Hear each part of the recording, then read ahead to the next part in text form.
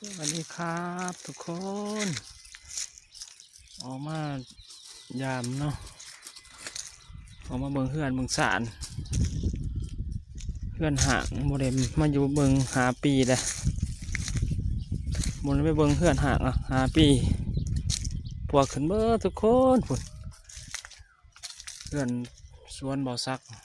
พุ่นหาปีเลยพุ่นปวกจนขึ้นวันนี้มาเบิ่งปวกจนขึ้น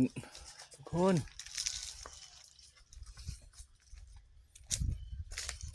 นี่พุ่นฮักพูดไหวก็ฮักยังก็ฮักปวกขึ้น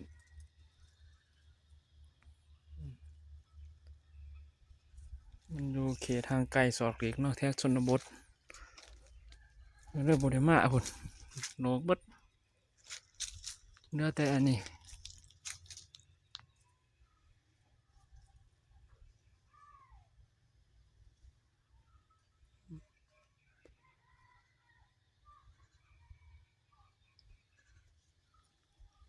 มันยังเหลือเลยพุ่น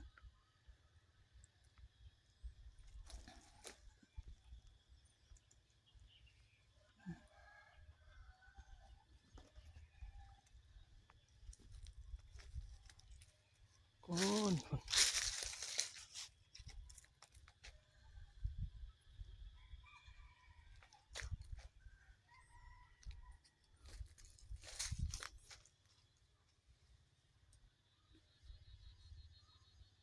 จนปวกขึ้นพุ่น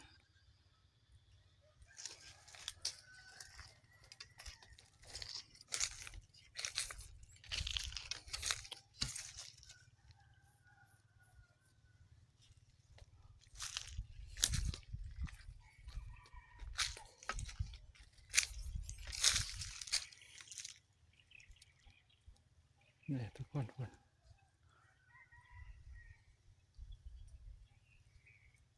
นี่บางเขตชนบท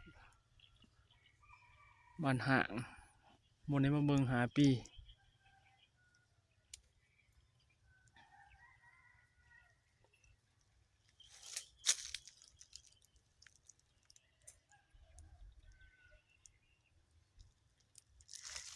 นี่พุ่นนี่ก็ทอกเศร้าไว้เนาะ